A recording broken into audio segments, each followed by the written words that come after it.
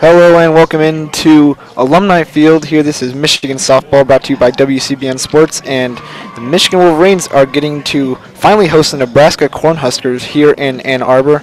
It's been never in history before, actually, and Nebraska, of course, been in the Big Ten for a couple years, so finally making the trip here to Michigan. Yesterday got postponed to today. A little bit too cold to play softball, but it's a beautiful day here in Ann Arbor. Today we'll have two games coming, but only this first game being brought to you by WCBN Sports. Tonight, WCBN Sports will be bringing you coverage of the basketball games that are going on in Des Moines, Iowa. The NCAA tournament games, Michigan will be playing the Florida Gators, and Michigan State will be playing the Minnesota Golden Gophers. Rare Big Ten matchup there in the NCAA tournament early on. But without further ado, we'll get some softball going here. Michigan will take the field first, being the home team, and Nebraska will be up to bat at the beginning. Nebraska, it'll be Simmons, Unzicker, Edwards, Owen, Wallace, Unzicker, Waljasper, Cassidy, Boroff, and Yoakum will be the designated player, at second base rather. And for a pitcher, it'll be Lindsey, Waljasper, but we'll get to that later on, as Simmons now takes the plate for the Cornhuskers. Megan Bobian up to pitch for the Wolverines. Phenomenal talent. She winds up and delivers, and she'll get a foul tip back behind the plate. Megan Bobian been very locked in here at home for the Wolverines, the sophomore, tossing 16.1 scoreless innings in her home action so far this season, giving up no runs and 23 strikeouts as well as no walks.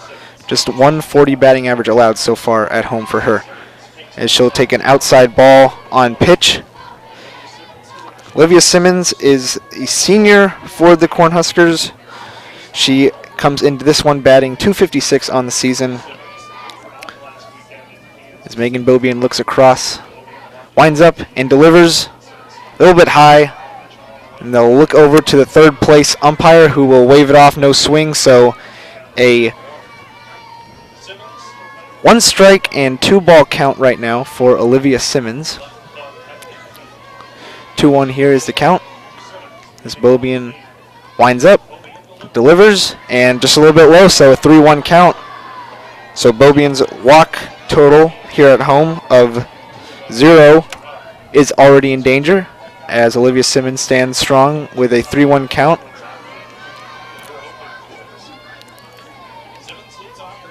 Simmons will take another high ball, so she will take her base over to first base. And with that said, the Nebraska Cornhuskers get their opening batter on base. Next up to bat for the Cornhuskers will be Riley Unzicker, the sophomore. She also has a sister who will bat later on, Maddie Unzicker, senior. But this is Riley. She is number 1, the center fielder for the Cornhuskers. And she will take home plate, ready to bat. She will take a high ball once again, so that's 5 balls rather, now in a row for Megan Bobian and Katie Alexander. The catcher is going to go out and have a little conversation early on. Like I mentioned early on, yesterday's game was postponed to today, so there's going to be a doubleheader here at Alumni. We'll be bringing you coverage of the first game. That's me, Lucas Vargas, and we'll have NCAA coverage later on, but not a cloud in sight here. Pretty good crowd here for the afternoon game as well. So without further ado, we'll get back to softball. Bobian winds up, and a bunt attempt by Unzicker, unable to connect, so that will be ball 2. Actually, she did pull up. So Bobian's got to find a way to get some strikes here in the zone. Hasn't been able to do so at all lately on the first couple batters here. Only a foul tip so far, and this will be tipped up way high over the net, actually, that protects the fans sitting on the third base line. So that will be another foul ball, second foul tip of the game for the Cornhuskers, and it'll bring the count for Riley Unzicker to a 2-ball and 1 strike count, and there is her teammate, Olivia Simmons, on first base. So Megan Bobian winds up and delivers. This one will go for a strike just at the bottom of the strike zone. 2-2 count now. So Bobian is going to look to get her first batter of the game out.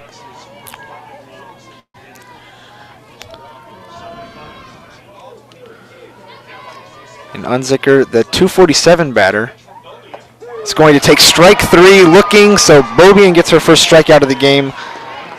And she came into this one with 93 on the season. So picking up where she left off last year as far as being a outstanding pitcher in the country here in her sophomore season. Next up to bat for the Cornhuskers is going to be Tristan Edwards. This is one of Nebraska's best players. The junior bats .348 on the season. And Bobian gets the strike, but the steal is good from Olivia Simmons. Able to beat out the throw. Throw is a little bit high for the Michigan second baseman Faith Canfield, very good player in her own right. She did make an athletic play on the ball, but unable to make the tag.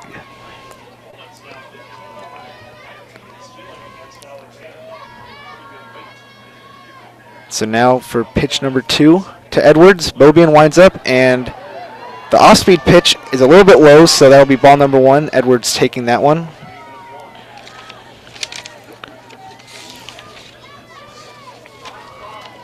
And Tristan Edwards, number 24, has started every game at shortstop this season for the Cornhuskers. Like I mentioned, one of their best players went 7 for 12 with 8 runs at an early season tournament, the ACC Big Ten Challenge, and she will make contact with this one. Bobian's able to collect it and toss it over to first base.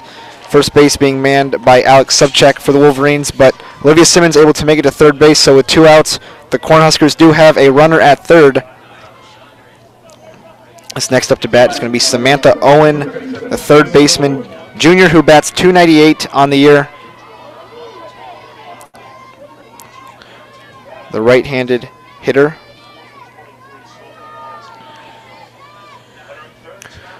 Now Bobian winding up, gets the ball in a little bit too far in. It's going to be ball number 1 for Owen.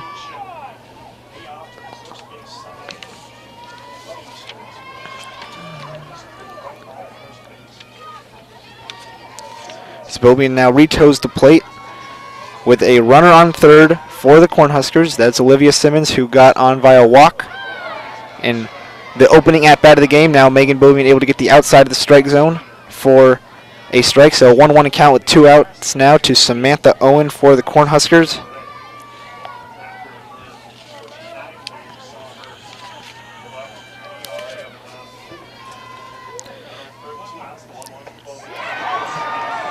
Now Bobian with another strike inside, so 1-2 count now for number 77, Samantha Owen of the Cornhuskers. And with a runner on third, Bobian has a chance to put Owen away and get out of the inning clean. She has not allowed a run yet in her home action so far this season. So Bobian gets pitch inside a little bit too high for ball number 2, 2-2 count now. Bobian's games coming at home are against Kent State and Western Michigan. The Wolverines' last game was earlier this week against Western Michigan, where they were victorious in that one, 3-0. Bobian goes way high on this one, just really lobs it up there. Alexander able to go upstairs and get it. Otherwise, that could have been a wild pitch, allowing a run to score. So now full count here for Samantha Owen, with a runner on third for the Huskers. As Bobian winds up and gets a foul tip back. Powerful swing from Owen. The ball will head into the net right behind home plate. So the count remains the same. Owen has 10 RBIs on the year. The third baseman, junior. Now Bobian winding up and delivering the pitch just too low. Oh no, he got him. Great pitch for Megan Bobian into the bottom of the strike zone. And that is going to get the Wolverines out of the inning clean. So she allows 1 base runner, but no damage is done, and the Wolverines will have the bats up. It's going to be Faith Canfield opening things up, second baseman, the senior from California. She averages .376 on the season. Started all 26 games for the Wolverines. Natalie Peters up second. Lexi Blair, the outstanding freshman, batting third. Alex Subcheck batting fourth. Mackenzie Nemitz fifth. Madison Uden sixth. Haley Hoganrod, Katie Alexander, and Natalia Rodriguez will be 7, 8, and 9.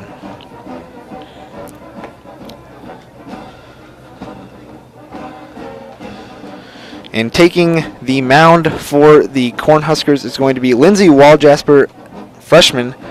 She has a 4.17 ERA, 4-4 on the season. She has thrown 2 complete games, 40 strikeouts as well, and 19 walks on the year.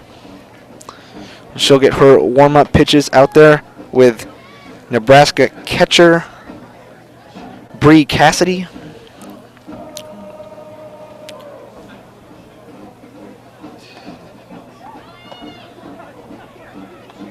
And we'd like to thank you again for tuning into WCBN Sports coverage of Michigan softball. Again, my name is Lucas Vargas.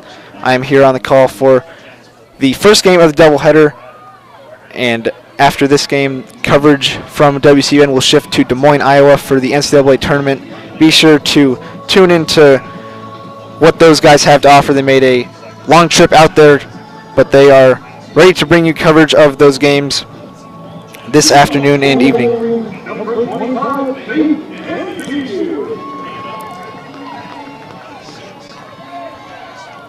So Faith Canfield now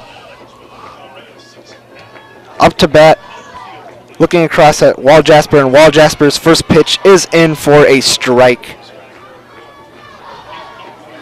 So an opening strike to Canfield. She is one of the best hitters in the Big Ten Conference. Seen quite a lot of plate appearances. This will be an interesting matchup between a freshman and a senior. So Waljasper winds up. Canfield's able to skip it along the third baseline, and the throw gets her out. Long throw to make for third baseman Samantha Owen, who was the last one up to bat for the Huskers, but she does get it across the diamond to the first baseman, Maddie Unzicker, and Nebraska gets out number 1 of the game. Next up to bat is going to be Natalie Peters, senior, batting .265 on the year. Is known to employ that slap hitting approach at times.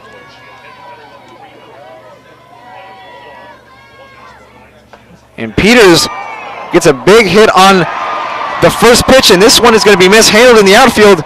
So Peters able to take second base. Peters with a slap hit, as I mentioned, getting the running start on it.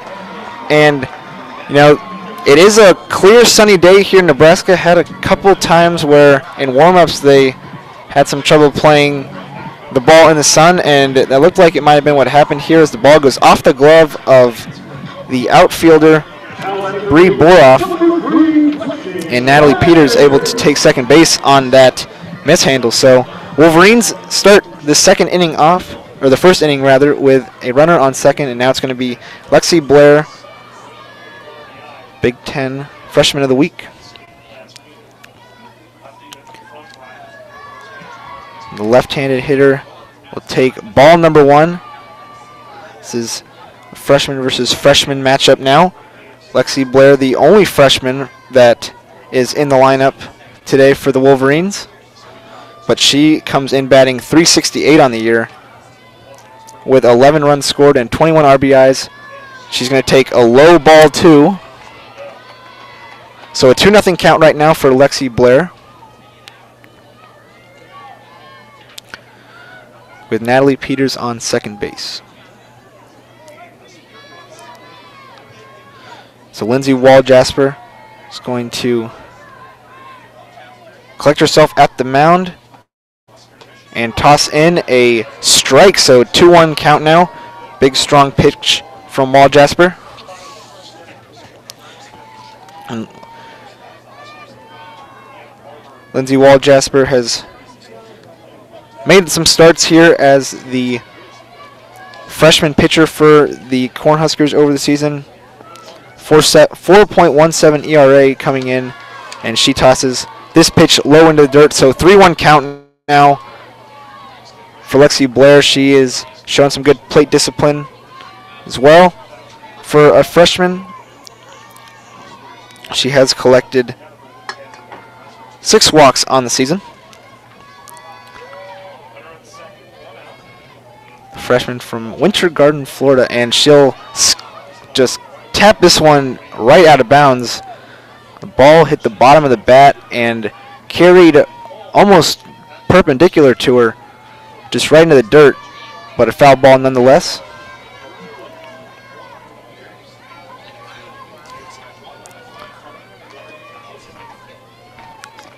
So Lexi Blair back into the batting stance. Lindsay Waljasper winds up and delivers. Big hit by Lexi Blair, and this one has distance and almost caught. Wow, dropped. So Blair able to get to second. Peters holds at third. Impressive play to almost bat it back into the field of play by the Husker center fielder Riley Unzicker. The ball was in her glove. She couldn't quite make a play on the ball, but able to knock it in play. A ball with home run distance on it does not clear the fence, cannot quite clear the glove of Unzicker, and that holds runs from scoring, as Peters only able to get to third base with a threat of that being a caught ball. Blair able to get to second, but Wolverines unable to score on a big, powerful hit.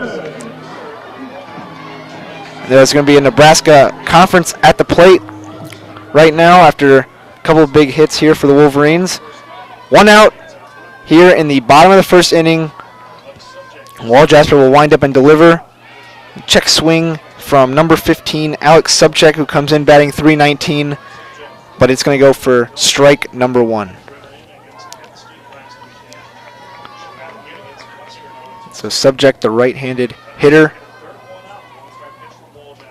will take a hack at this one, and it'll foul tip off the top of her bat, going into the net behind home plate. So an 0-2 count now for Subject. It's Waljasper attempting to get a runner in.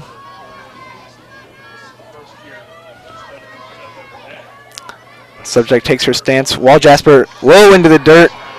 Good job by the Nebraska catcher. That is going to be Bree Cassidy, preventing a wild pitch. And Peters pretty speedy at third base, so any wild pitch definitely gives the threat of a Wolverine run. So good job preventing that. Now it's 1-2 count for Alex Subject. Still no score, but the Wolverines have a runner on third and second, and this rip is going to go way foul over into the batting cages. Might be a souvenir for a lucky fan. Who's brave enough to go get it? Oh, it's just a reminder that they don't get to keep softballs like baseballs. A little bit too valuable. But Alex Subject nonetheless keeps the count at 1-2 with 1 out here in the bottom of the first inning. Waljasper winds up and low into the dirt again. So a 2-2 count now. Subject trying to drag this at-bat out as long as she can.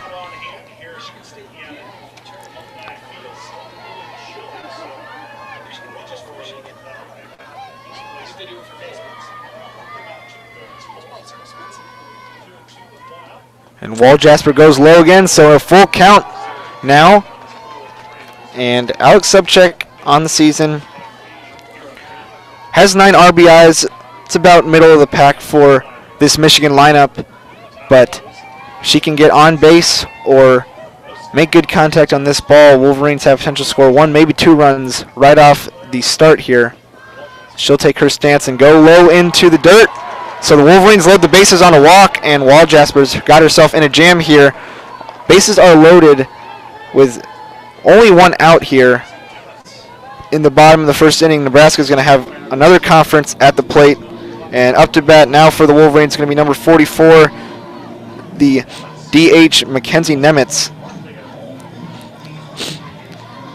And Nemitz, kind of a surprise this season, not having played a ton early in her career, and a lot of us that cover softball for WCBN didn't know what to expect as far as the entirety of the lineup this year, but safe to say she was a little bit of a surprise, but has played pretty nicely, honestly.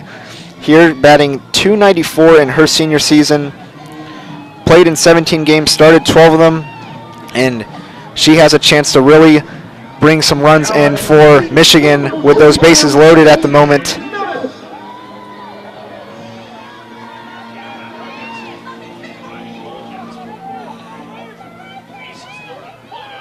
As Walljasper will stare down Nemitz. She'll wind up and deliver low once again. She's been low on her last several pitches. Walking the last batter, Alex Subject, to load the base. Natalie Peters got on base with a double on a slap hit. Really a popped up ball into left field that had some carry on it. Nebraska unable to play it successfully. Got her a double. Then Lexi Blair, a near home run, kept in play. She's at second base. And Mackenzie Nemitz, big swing and a miss. So a 1-1 count for the senior from St. Clair Shores, Michigan. Michigan wearing white, Nebraska wearing red. Walljasper winds up and delivers low for ball number 2.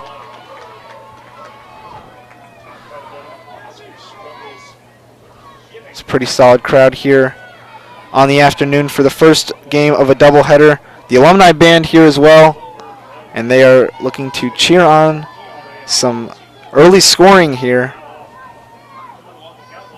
Walljasper delivers just outside for ball number 3, so a 3-1 count. It's a big pitch right here for Walljasper to wants to force Nemitz to put it in play. Potential for a double play as well, but there is risk associated. And she wind up, and Nemitz pops it up infield, and that's exactly what Nebraska needed. Just an easy pop-up in the infield, no chance for anyone to run after the catch. And that's going to be out number 2. Just Nemitz unable to get enough of a hit on the ball. Not quite enough contact made. And that gives Nebraska a chance here with 2 outs now. Play can be made at any base with the bases loaded for the Wolverines. So they need 1 out to get out of this bottom of the first inning unscathed. It's going to be Walljasper winding up and delivering inside for strike number 1 on number 7, Madison Uden. Really strong season last year. Not quite the same start here early on in 2019. Batting .214, but she definitely has the potential to go off at any time. We saw that a lot last year.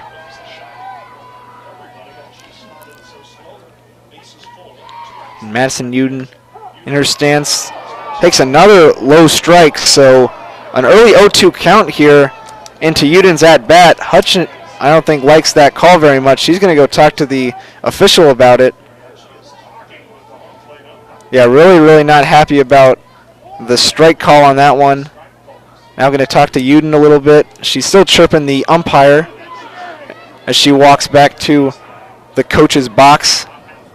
Well, stops once again to exchange some more words.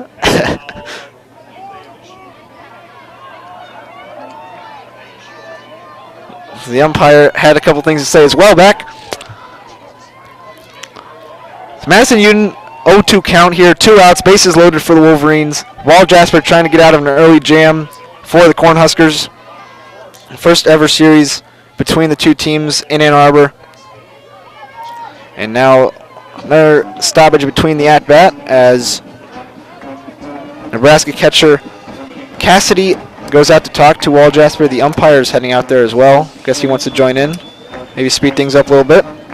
Do have 2 games to play here today.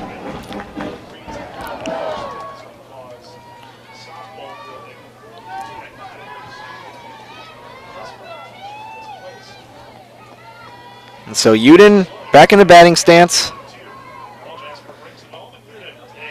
will take a ball just outside, very close. Sometimes a little bit harder to see all the angles here from the side angle of the Michigan press box, but just barely outside on that pitch. The unit will wind back up into the batting stance. Waljasper towing the rubber, delivers, and got the rip she needed. Strikeout for Lindsay Waljasper, and the Cornhuskers head back to the dugout, giving up 0 runs despite the Wolverines loading up the bases. 0-0 score after 1 inning of play, and Michigan will retake the field on defense. It's big for Nebraska, who is coming off of a series over in Kansas, actually.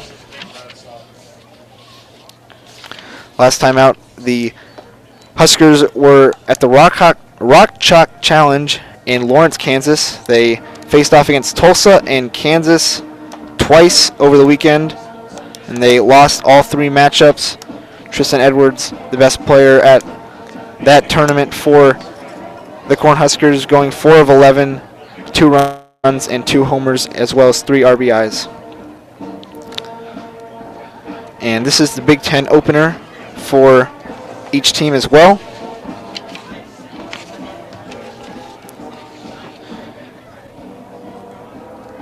Nebraska is here in Ann Arbor this weekend, playing 2 games today and 1 game tomorrow, and then they'll head back, have a home game, 2 home games against Drake, actually, doubleheader on Tuesday, and then their Big Ten home opener will be against Illinois, and that is going to be next weekend for the Huskers. Michigan, on the other hand, here this weekend, they'll go to Central Michigan for their midweek game, and then they'll have their Big Ten road opener against Rutgers next weekend. But we're back out for softball. Megan Bobian delivering a strike on the opening pitch to Courtney Wallace, freshman from Omaha, Nebraska. A quick NCAA tournament update. Tremont Waters hits a layup with 1.6 seconds left to give the LSU Tigers a win over the Maryland Terrapins. The Tigers will be moving on to the Sweet 16 despite not having their head coach, Will Wade. Pretty impressive story there for LSU. Megan Bobian tosses a ball on pitch number 2 of the at-bat to Wallace.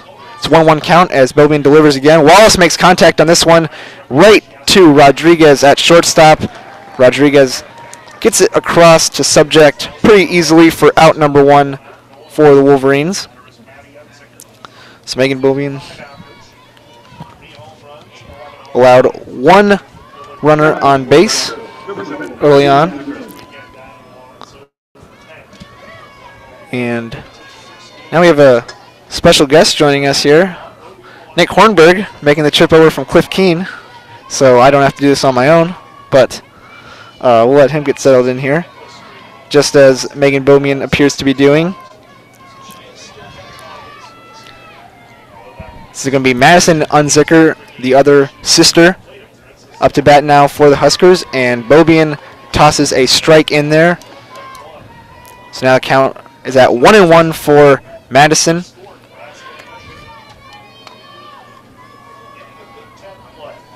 And the Unzicker sisters were involved in some of the defensive plays over there in the first inning,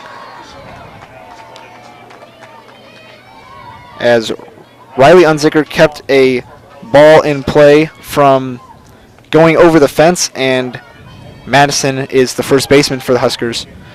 Count is at 1-2 now. Megan Bobian winding up and delivering, and got the swing and the miss. Megan Bobian striking out another Husker. Something you're starting to see really so far in the season. Megan Bobian, of course, had a fantastic freshman season, a sub-2 ERA, but fell back to earth a little bit in the early part of the season against some higher caliber competition. Now you see her really settling into the season and returning to really what looks like is going to be her norm for her Michigan career. Yeah, Megan Bobian did have a little bit of a rougher start to this season, as you mentioned, Nick, and she has really settled in here at home against Kent State and Western Michigan, albeit some maybe lesser competition than some of the foes they faced early on, but I think it's the confidence boosters that she needed, and she's ready for Big Ten play as she throws an opening strike. A foul tip will go for strike number 2, and Lindsey Wall-Jasper, the freshman pitcher who did get out of a jam quite nicely in the first inning for the Huskers, is in an 0-2 count early on here.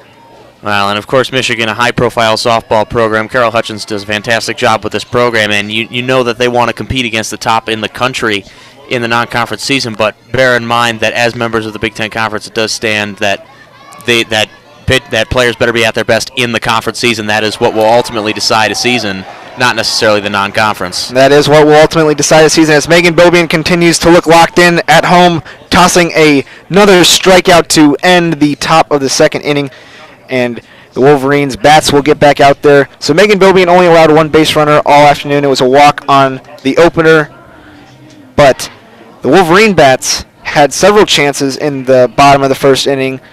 Michigan loaded the bases with 1 out and looked to have promise for some RBIs opportunities, but Lindsey Wall-Jasper, the freshman pitcher for the Cornhuskers, able to navigate her way through that situation and get out of there, allowing 0 runs.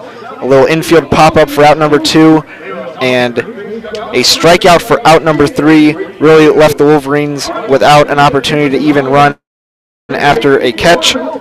And she'll take the mound again here in the bottom of the second. But, Nick, how about you update our listeners on the events that went on at Cliff Keen this afternoon?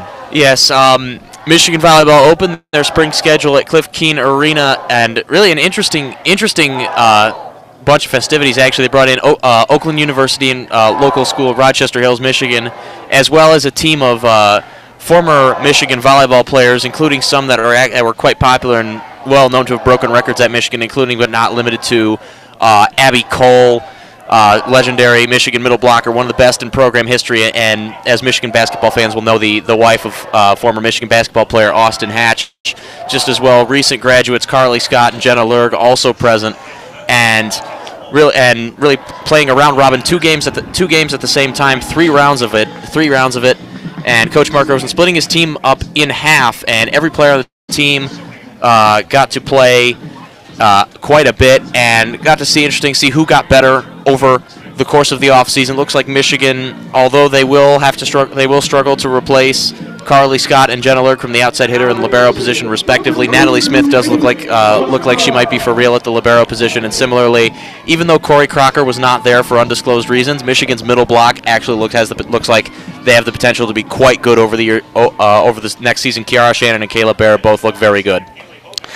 Good analysis there, as the opening pitch of the bottom of the second for the Wolverines is going to be hit by Haley Hoganrod, or rather tapped by Haley Hoganrod, just rolls right to Wall-Jasper. She has an easy toss over to first base where Unzicker is stationed, and 1 pitch, 1 out for Nebraska. Next up to bat for Michigan going to be Katie Alexander, the catcher from right down the road in Saline, Michigan. Last weekend, she was honored here. It's Katie Alexander weekend against Kent State, honoring a fantastic senior. And Alexander will dig in, take a low ball. Wall-Jasper's misses have mostly been low today so far, but still nothing to worry about with her, at least in the scoring column at the moment. So Wall-Jasper will think about what pitch she wants to deliver. Toss it inside, a little bit of an off-speed look, and it's going to go for strike number 1 of the at-bat to Katie Alexander. This umpire is a little bit slow on the strike calls, I will say. Well, Lindsey Wall-Jasper, of course, excellent start to the inning. As you said, Hoganrod really looked more like the result of a bunt more than anything, but really, especially with Wall-Jasper, looks like she may be overmatched, an ERA of 4. Very important to get quick at bats. That is your friend as a pitcher, particularly if your ERA is high, and there's the sense that it's only perhaps a matter of time. And Wall-Jasper on the next pitch gets a foul tip behind home plate, so Katie Alexander in a 1-2 hole here. No runners on for Michigan, 1 out so far. Wall-Jasper maybe got a little bit of confidence from the way she's able to finish that first inning, getting out of the bases loaded situation. But here's a big straight line hit from Katie Alexander, unable to be played by the shortstop. That is number 24, Tristan Edwards, the outstanding offensive player for Nebraska, unable to quite handle the dart that came off of Alexander's bat, and Katie Alexander able to get on first base. Good sign for her. She came into this game batting 170, but for sure a much more capable hitter than that. Yeah, it's a tough play right there for Edwards to make, having to go to her knees to her right. I've just been watching volleyball players miss off to their right quite a bit for much of the morning. That's a tough position to play. That's a tough place to get to regardless of what sport you're playing. But either way, and a softball much bigger and more unwieldy than a baseball, but either way, that still probably should have been a play that she should have been able to make. And now it's going to be Natalia Rodriguez at the bottom of the lineup for Michigan. She'll foul it off for the first strike, so an 0-1 count for her. Katie Alexander is at first base, ready to run for Michigan. So Wall Jasper winds up and goes low for ball number 1. And Nebraska unable to play that hit from Alexander, as I mentioned, but that's the third ball that's hit a glove for the Cornhuskers and not been caught. There were 2 in the outfield in the first inning, allowing runners that eventually got to third and second base. And now this one for Alexander. So Nebraska's had opportunities as well to prevent base runners. And here's a strike from Wall Jasper, and great reflexes by catcher Bree Cassidy, able to get it over to first base, making Alexander dive back to the plate, catching her a little bit off the bag. So great awareness. We're now Rodriguez in a 1-2 count. I don't really understand why Rodriguez, of course, hitting over 300, yet Carol Hutchins really has the hit and run on her. Yeah, Rodriguez and Peters, kind of those 2 slap hitters in the Michigan lineup. Just the way they approach things, I guess. But you're right, Nick, a 3-11 hitter at the bottom of the lineup. Certainly nice to have. We'll see if she's able to get something to go here in a 2-2 count here. And the swing and a miss gets a strikeout, so Wall Jasper has been pitching very nicely here to start the game. A lot of couple base runners, but still, for someone with a 4.17 ERA, she's gotten strikeouts when she needs to. That's her second strikeout of the game now. Yeah, again, it's another one that's bizarre to me.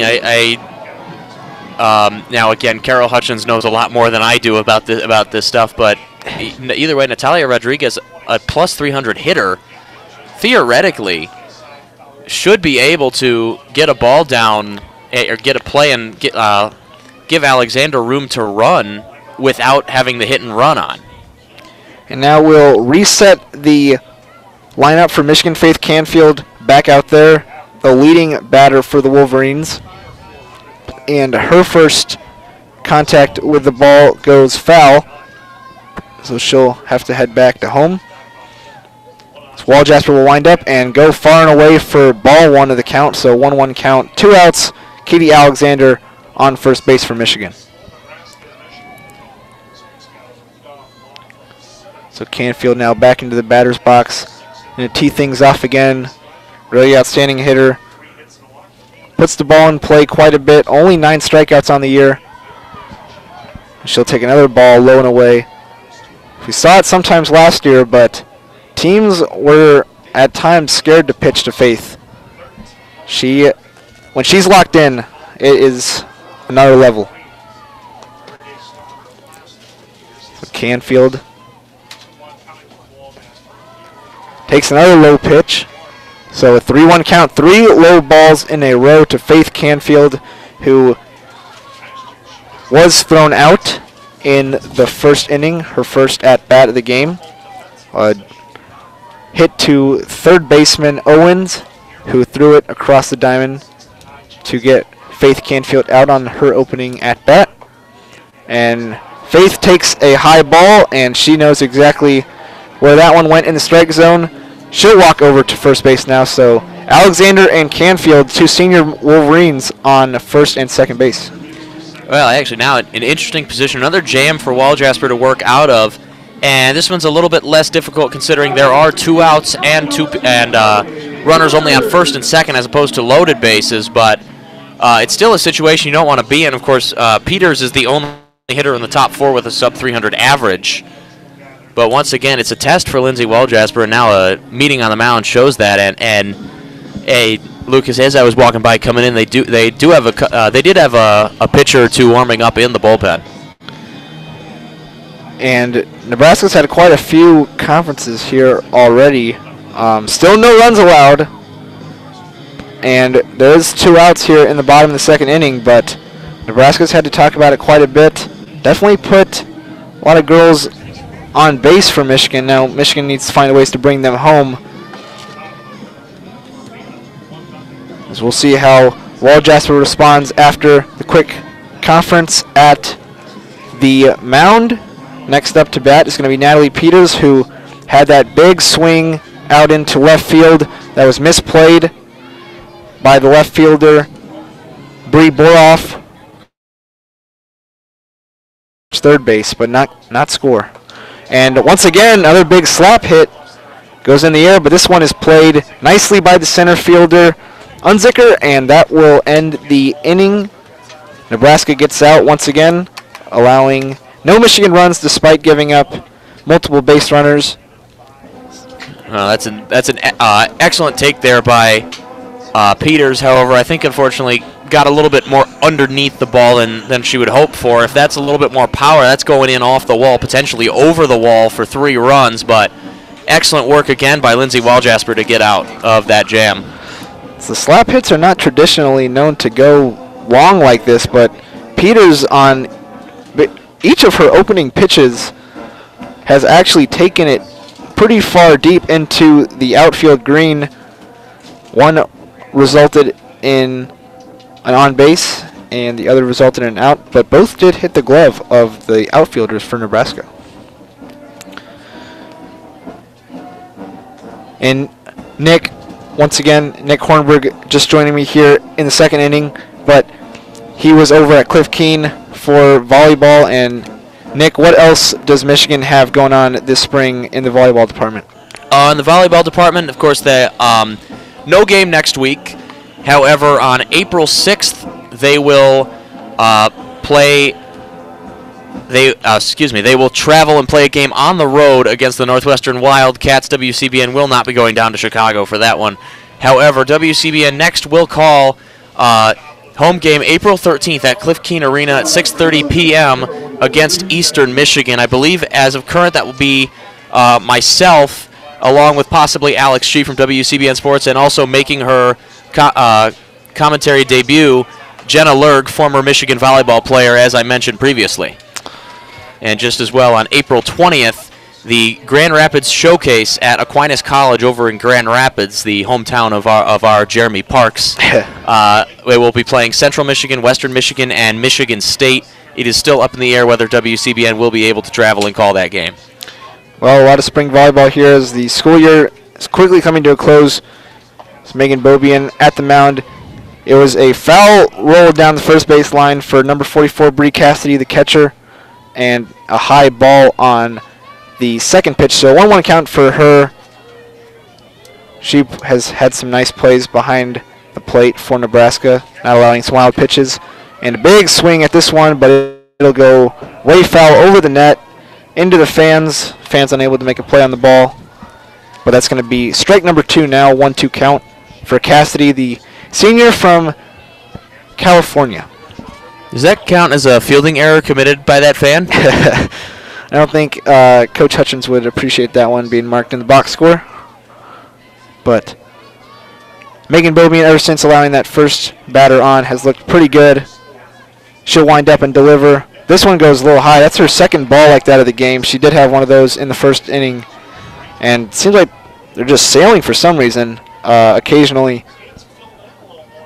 Well, really, anything can happen in the situation. Of course, weather conditions not quite spring yet. It is nice and sunny out, but it is still pretty breezy, and especially, I know this is Bobian's second start at home, but it takes a minute to get into it, especially since they've been traveling down to Baton Rouge, North Carolina, even out west, where it's much warmer to just settle into this weather.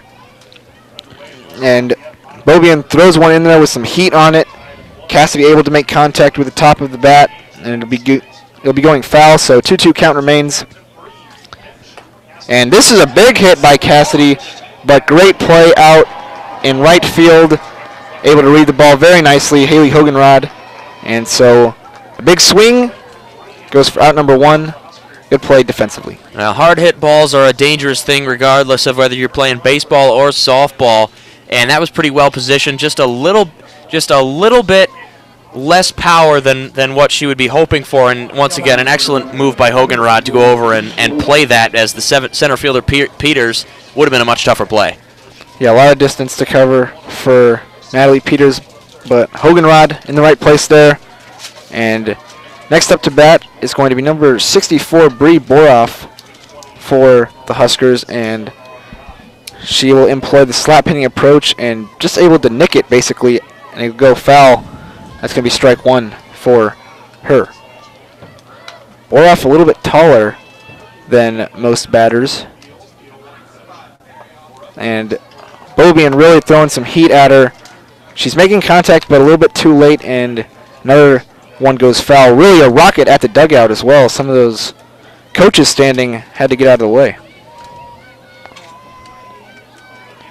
So an 0-2 count now for Bree Boroff, junior from Colorado.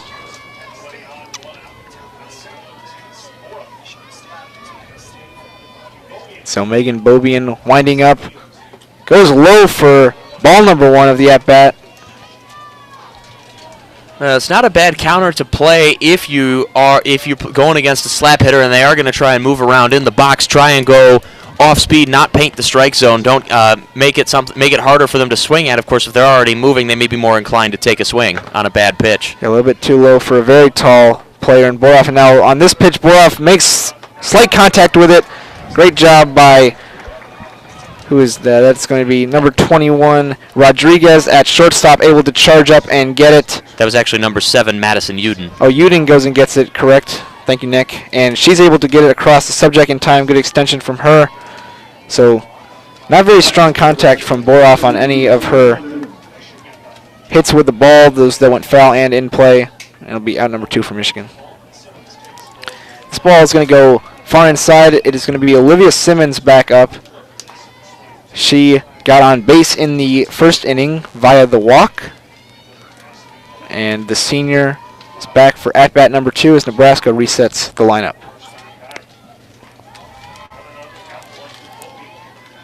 So Megan Bobian thinking about how to attack her this time around.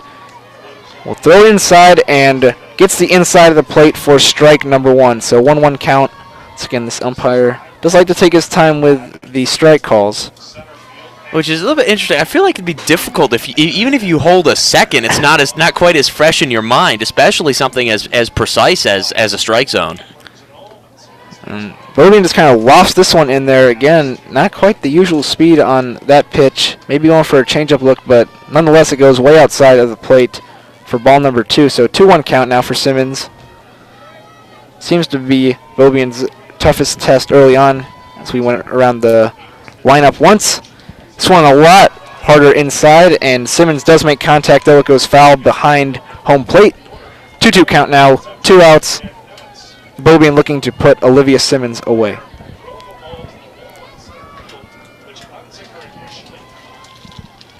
So Bobian toes the pitching rubber.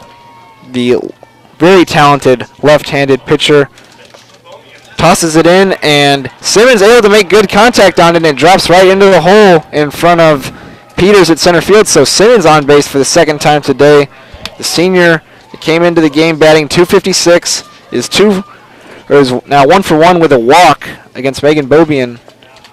Now Bobian hung that pitch a little bit, and an excellent play, and I'd like to commend a good play in the outfield by Natalie Peters. She could have reached out and try and lay out and get that ball. Maybe she gets that, but with the speed that ball is coming in, and her position probably would have bounced on the ground, bounced over her, and have the opportunity for an extra base hit. But good conservative play there. I've seen major league outfielders get heckled for not laying out when diving for not laying out on a play like that. But good conservative play by Peters to minimize the damage, especially because Bobian's done so well. You don't necessarily have to worry about a runner on base.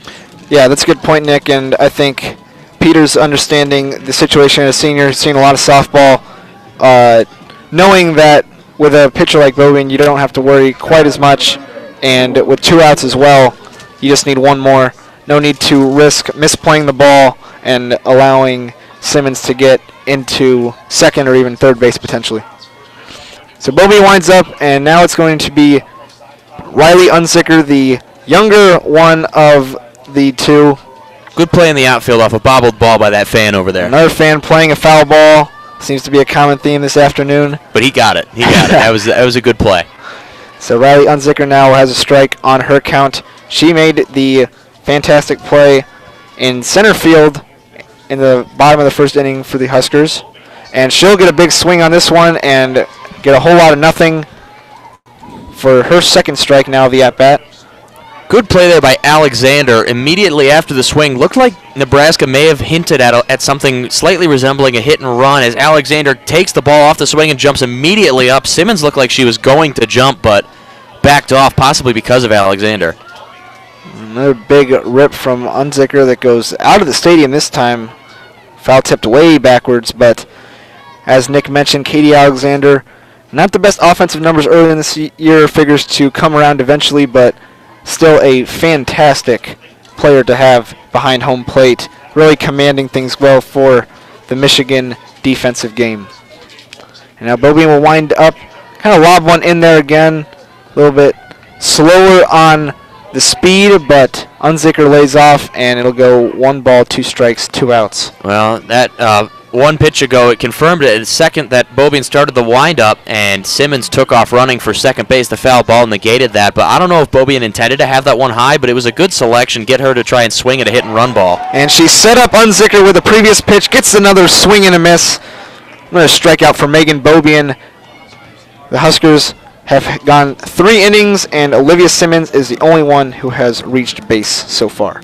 Well, another good work by Bobian. Again, her season ERA back down below 2, I believe for the first time all season. Yeah, definitely helped by the action that she had against Kent State and Western Michigan so far, in which she allowed no runs and no walks and held those 2 teams to a very, very low batting average, below sub-200 batting average as well. So seems like she's really felt comfortable here at home, which is good to see. One of the best pitchers in the country, no doubt. Yes, and now Nebraska's defense back up, warming up, and right now going into the heart of the order for Michigan now. Blair, Sobchak, and Nemitz, all potentially dangerous hitters. And now Jasper actually may have to do some work again. Yep, Lindsey Jasper back out. In the 2 innings, she has faced a bases loaded situation and a 2 runners on situation. Has not surrendered a run in either of those, but the Michigan bats are cracking away a little bit, showing that they can put some sort of pressure on Jasper. Now it's going to be up to them to finish innings with runs and bring batters in.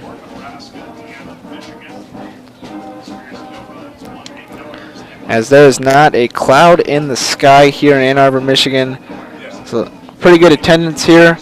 This is the nicest day that I've seen here in a while. I'd say it's a very nice day and a lot better than anything we saw at this time last year, Nick. Oh my, yeah, weather was bad stretching into early April, but this is probably the most beautiful day I've seen all year, and that's including the 4 days I was in California. This is fantastic. We're underway for the bottom of the 3rd. Lexi Blair is going to take ball number 1, but Lexi Blair had that big hit that had home run potential in the first inning, kept in play by Riley Unzicker. Peters still did double on that, but unable to get some early scoring. Lexi Blair, one of the most talented freshmen in this conference, the only freshman in the Wolverine lineup today. She'll take a low ball for number 2. 2-0 count now.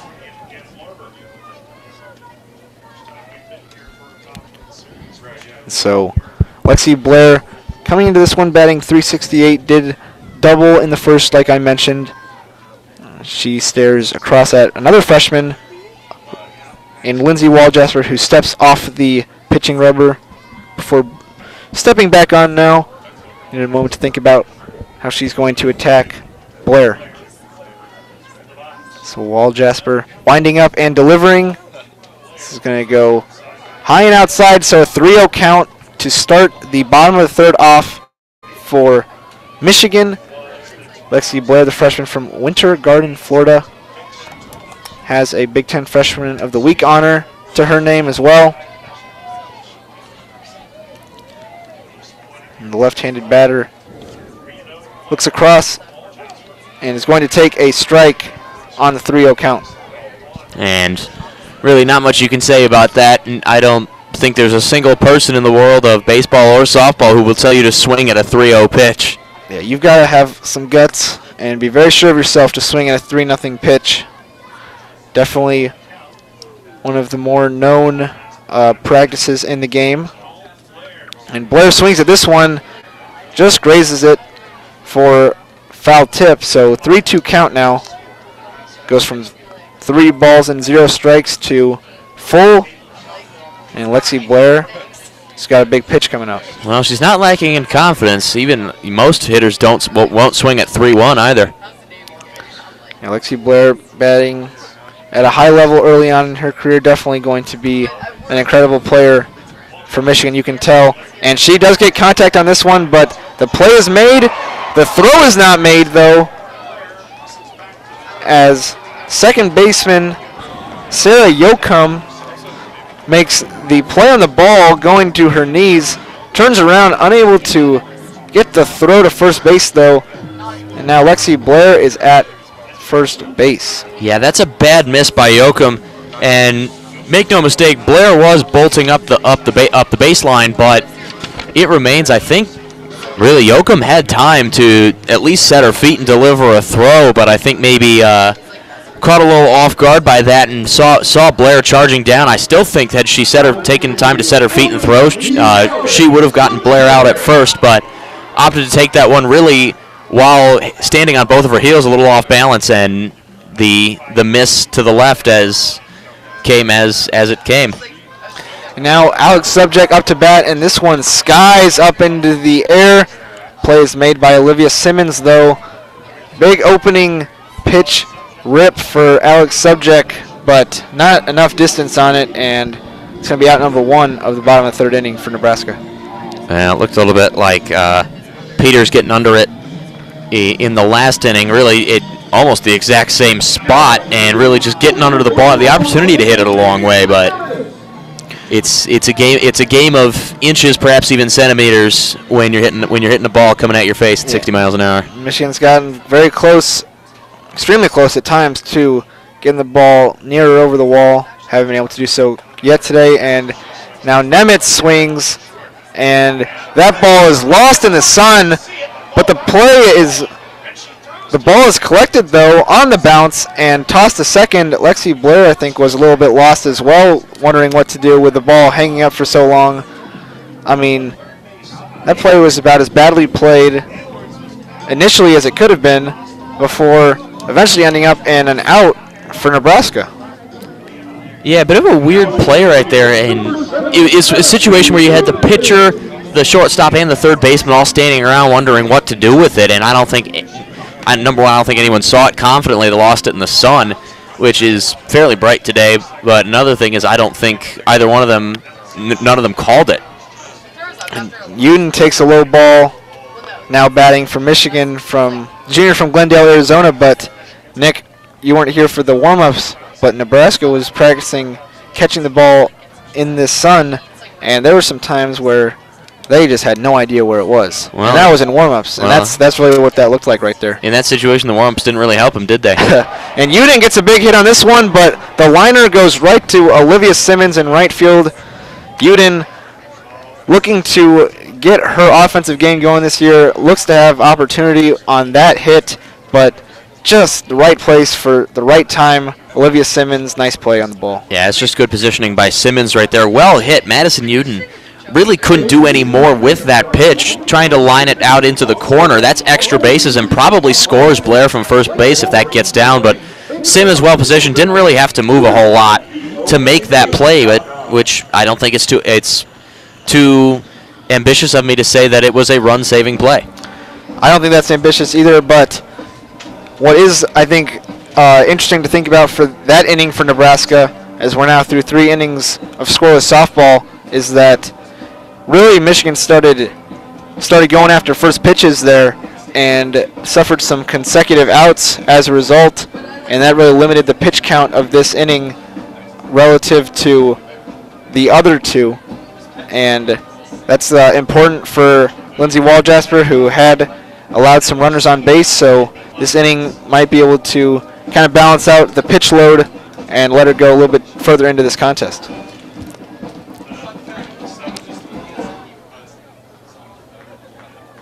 And so first up to bat for Nebraska after the little in-between innings break is going to be number 24, Tristan Edwards, the shortstop. Hasn't made the best plays in the defensive field today, but this is Nebraska's most capable offensive player, probably all around. And so Megan Bobian's got to really attack her as Edwards rips the first pitch she sees. It's going to be a ground out to Natalia Rodriguez at shortstop, and Edwards sees one pitch and then goes down. Well, as stated earlier, quick at-bats are always optimal for a pitcher, and particularly there, Edwards, a slugging percentage of nearly 800, a dangerous hitter, and more than justified in being aggressive like that on the early pitches. And either way, excellent move by Bobian, inducing the soft contact. And next up to bat is going to be Samantha Owen for Nebraska. Owen has made some good plays defensively, including collecting the ball lost in the sun and flicking it over to second for the tag out on Lexi Blair. Now she's up to bat, and she'll have a early 1-1 count now in the at-bat. And now Megan Bobian's going to take her time before re-towing the rubber and looking across at the junior from California. Bobian delivering to Owen. The changeup is good for a strike on the outside of the plate. That was an absolutely fantastic pitch. I was about to get mad when the umpire took so long once again to call that strike, but perfectly placed. Have that dance right as it's getting over the plate, and absolutely perfectly placed, freezing Owen. I'm telling you, it throws you off, Nick, as Bobian gets a swing and a miss for the strikeout on Owen. Megan Bobian digging into her bag of tricks, delivering the speed on that one. 2 outs now here in the top of the 4th. You can make your pitches so much more effective as a pitcher if you can mix speeds from one pitch to the next, not instead of just start with the off speed and get faster, or start faster and go down. If you can, just like that, you can throw the changeup and then throw the fastball straight out of it. That makes both pitches so much more effective. Megan Bobian throwing the speed once again, and Courtney Wallace, the freshman. You know, when you're young and going against Megan Bobian, it's hard to really imagine the speeds that she's going to pitch with, and that's going to result in a lot of foul tips, as it just was for Wallace. So an 0-1 count for her after the foul tip. Bobian winds up and delivers once again a foul tip way outside of this ballpark at the moment. So 2 strikes for Wallace now on 2 foul tips that go way back.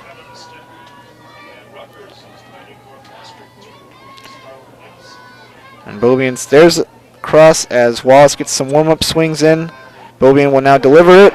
A change-up pitch, and the strikeout is good. Megan Bobian playing around with Courtney Wallace, the freshman.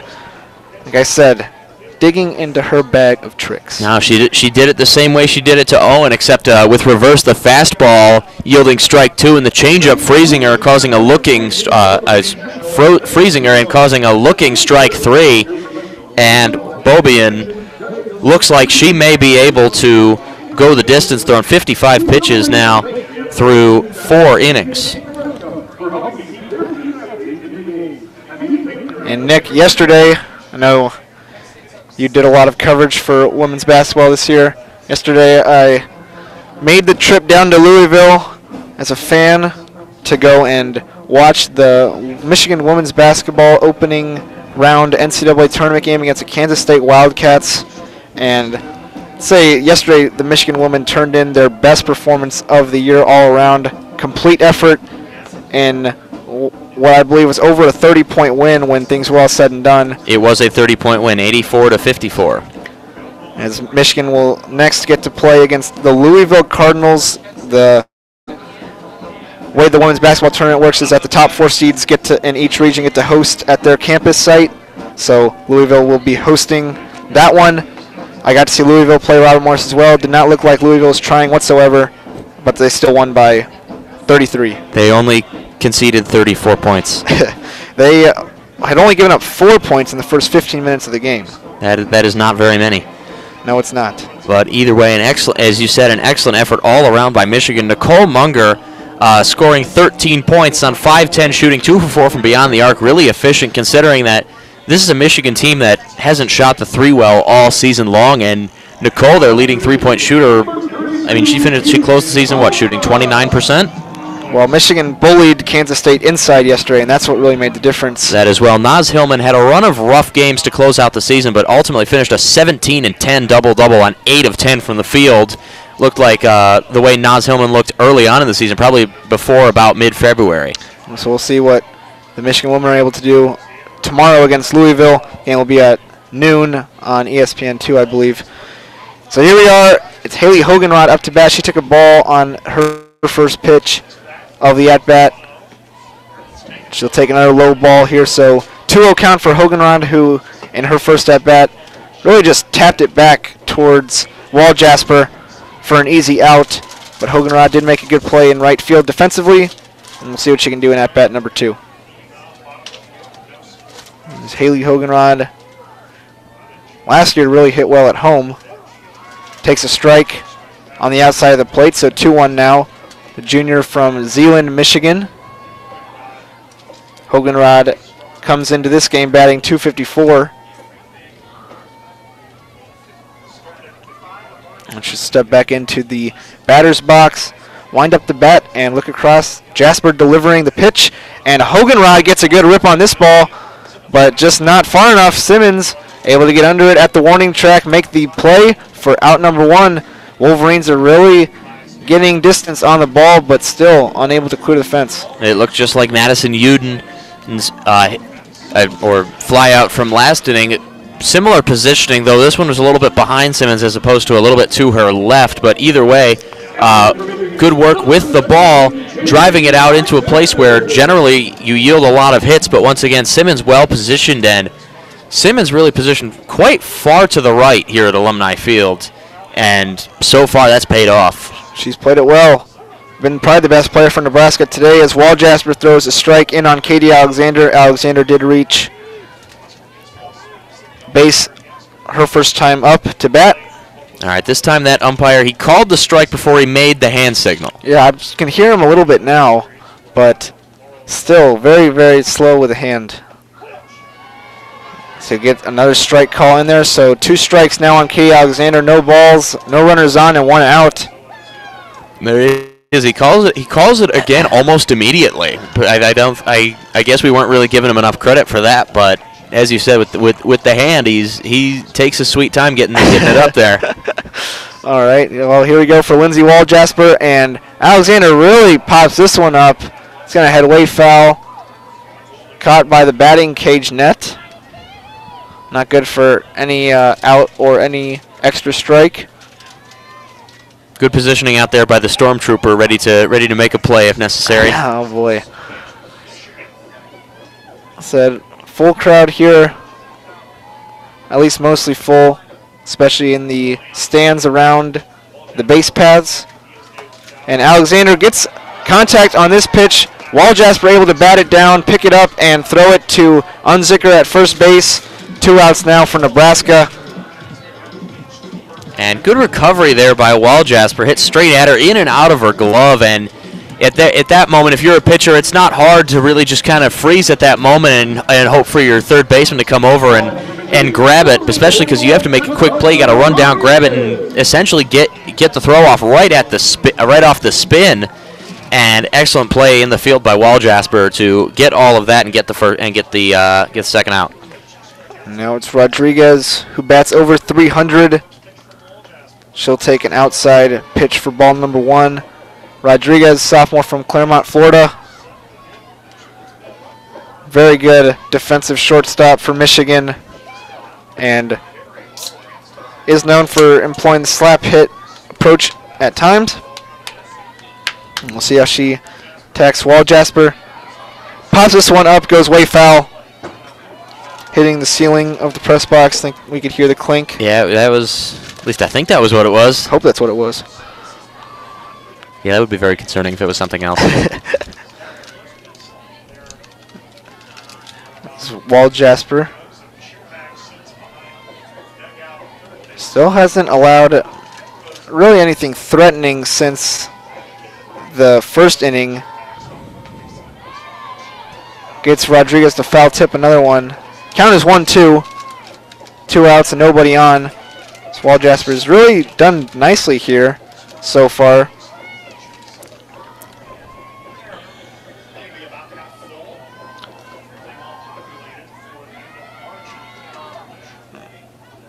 Now Wall Jasper winding up, looking to put Rodriguez away. Goes outside though. 2-2 count now. And this, Nick, is the first time that Nebraska has ever had a series against Michigan in Ann Arbor.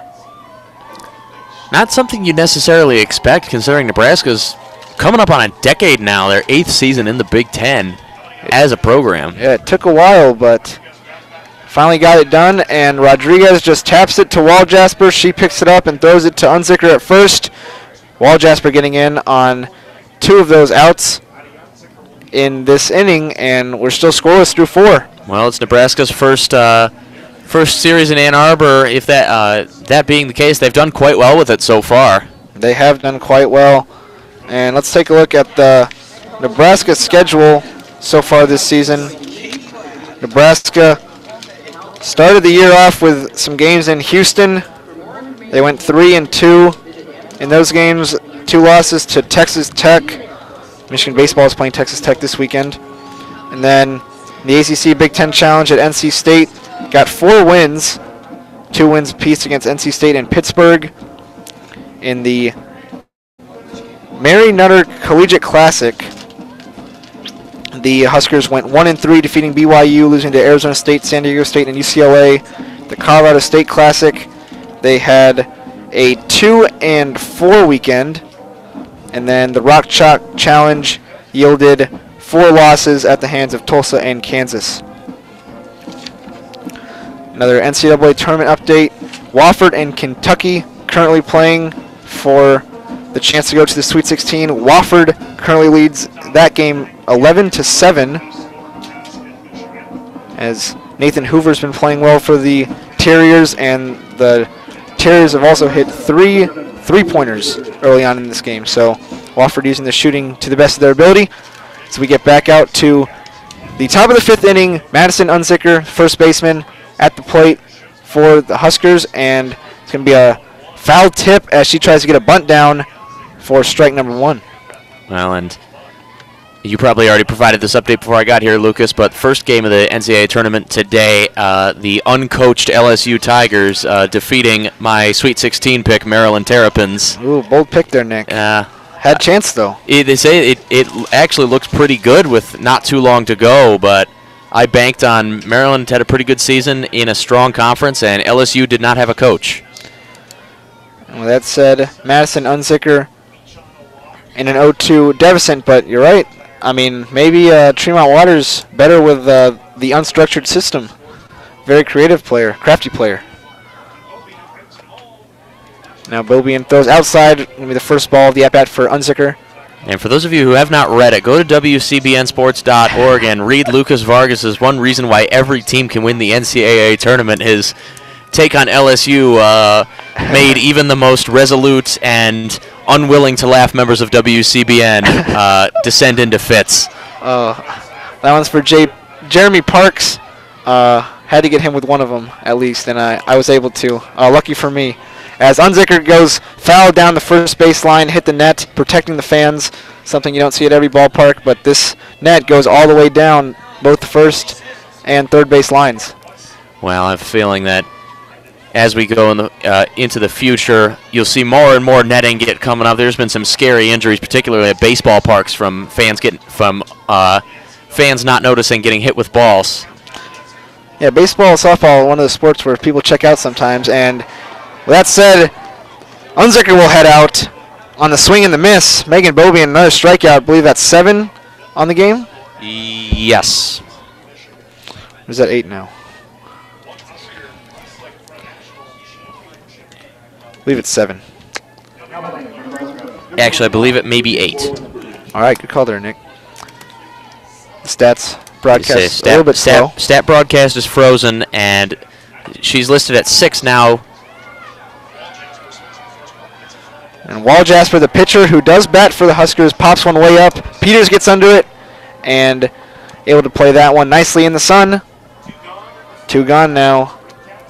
And Bobien does have 8 strikeouts. She's listed at 6 on the stat broadcast, which froze 3 2/3 innings in, and she closed the 4th inning with a strikeout, and just as well opened this one with a strikeout.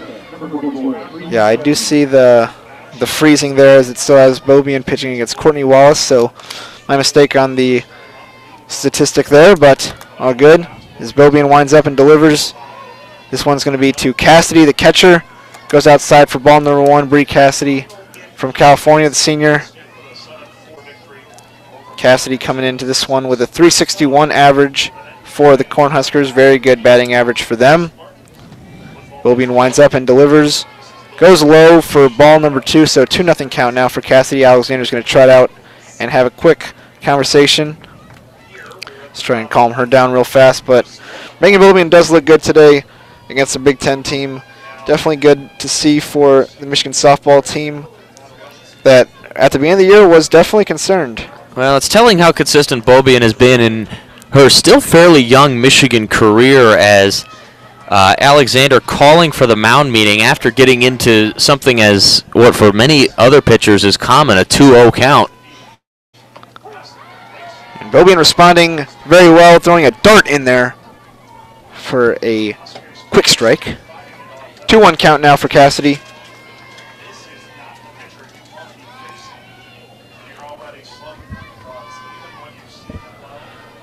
So Megan Bobien, such a vast arsenal of deadly pitches. Tosses one just low though. So 3-1 count, and Bree Cassidy potential to be the second different base runner to reach in this game for Nebraska. Megan Bobien has allowed Olivia Simmons on base twice at different points in the game. Nobody else, though, has reached yet for Nebraska. The 3-1 count, Megan Bobien winding up and delivering, and Cassidy makes contact. Played well by Rodriguez. Pitch throw in time to Subject, and that will end the top of the 5th inning. Still scoreless here in Ann Arbor, Michigan. And if I was Alexander, I probably would have made the signal to Bobien to throw exactly that pitch. If you're Megan Bobien, you are one of the best pitchers, and as a couple people down in the press box have mentioned, Cassidy is currently in a little bit of a slump for Nebraska. Don't worry to go attack that strike zone. And that's exactly what happened, as light contact was made, put the ball in play, and Michigan has a very good defensive infield. Natalia Rodriguez making those routine plays on a consistent basis, and that's going to do it for Michigan through 5 innings, allowing 0 runs. But the problem is that the Michigan offense hasn't scored either. Yeah, not a whole lot happened. Michigan, so far, I believe now they would be 4 for 17 on the day batting, which is, that's below 250, not particularly inspiring. And it's something the bats are really going to need to wake up, because, once again, something that was talked about early on in the season when the bats struggled as well, is that Megan Bobien is pitching as well as anybody in the country, and it's a situation where all you need is really maybe 1 or 2 runs, and you can feel pretty confident about the game. That was a very common concern last year, was that Michigan had Bobien, who was so locked in and so good at doing what she needed to do, but if the bats weren't there and Megan Bobian would allow one run, then what else could she do? You know, how can you expect someone to pitch so well but not back them up? And that's where Michigan would get into trouble last year. We saw it a lot, and at times this year early on, even Megan Bobian looked like she was struggling right out of the gate, and the bats weren't there either, so there were some concerns, but Megan Bobian for sure has responded well. The bats have had some more encouraging games as of late as well, and we'll see if they're able to get some runs on the board here as we approach the latter innings of this one. So Faith Canfield resets the Michigan lineup. She took a ball on the opening pitch, as it's a new pitcher actually now in for the Cornhuskers. It's going to be number 39, Olivia Farrell, sophomore pitcher. So Farrell taking over for Lindsay Walljasper. And so Canfield now 2 balls, no strikes. Farrell at the mound, not a good first batter that I would want to face. As Farrell does throw this one inside. Goes low once again though, 3 balls, now 0 strikes. Faith Canfield, like I said, a lot of pitchers do want to avoid pitching her just straight up strikes because of how dangerous she can be from the plate.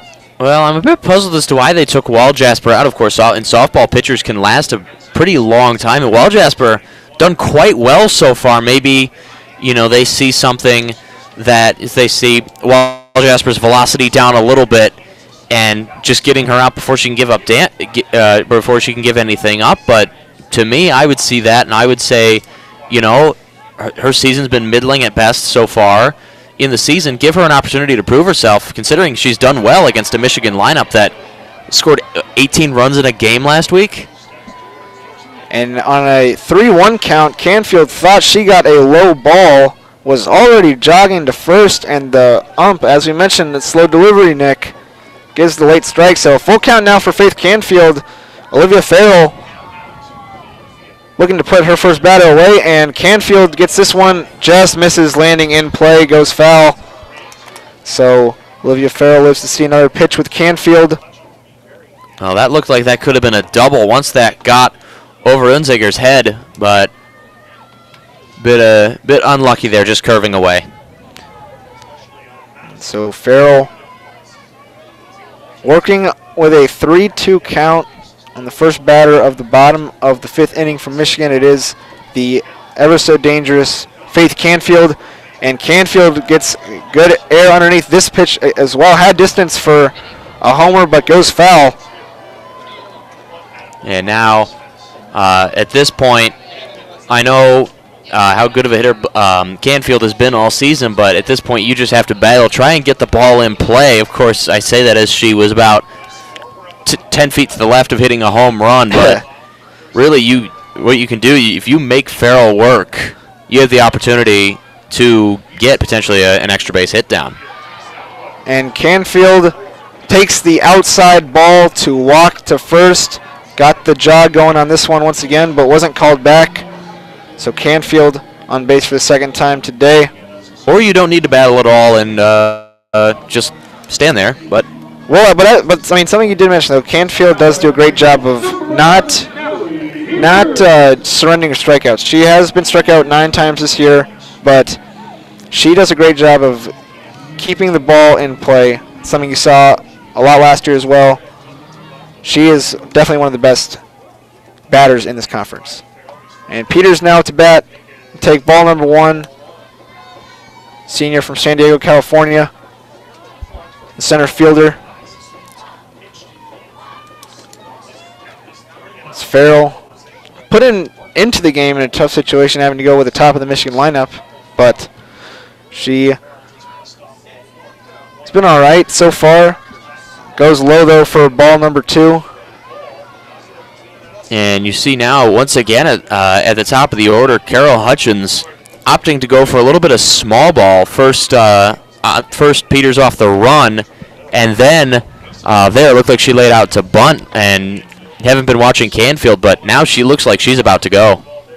And Peters gets underneath this one. Definitely different than her first 2 at-bat approaches, in which she got the running start and got big air underneath the first 2 pitches that she saw. One of them unable to be caught, and the other one was caught. But definitely more methodical of an at-bat this time around.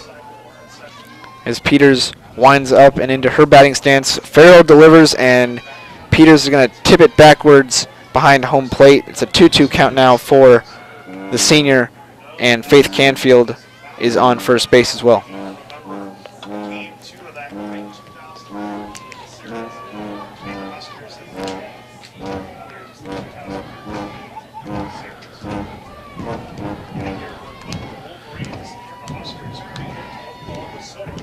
And now Farrell delivering, and Peters making contact on it, unable to be played cleanly by Farrell, and it skips by, and Tristan Edwards has just not had a good defensive day, I would say.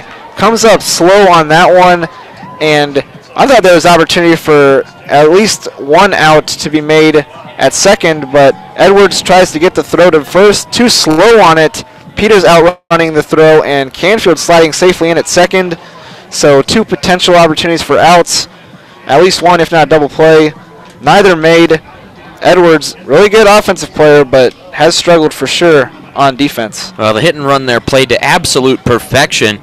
Canfield got the running start, and as you said, there may have been a play at second base, but I don't think they would have been able to get it off in time. Edwards would basically probably had to flip that back behind her while still on the ground because of that running start. And as you said, Edwards looked a little bit indecisive there, deciding whether to go to second or first, and it cost him right there. An excellent play there by Peters, and a little bit of good luck going right through Farrell's legs, what you'd call a 5-hole play if you're playing hockey or soccer, but either way, an excellent play, worked to perfection, and hit and run. If you work it correctly, you can create chaos in the field, and that's exactly what they did. That's exactly what Michigan has done. They're really picking on Tristan Edwards. They're the junior shortstop. It's just made a lot of mistakes there in the field today. Misplaying a ball in the sun, not able to handle a couple other hits right at her, and then that one unable to get an out that Nebraska might need, as Wolverines now have seniors on second and first base with no outs, and Lexi Blair, one of the most dangerous freshmen in the Big Ten Conference, up to bat now. Like I mentioned, they put Olivia Farrell in a very tough position against the top of the Michigan lineup.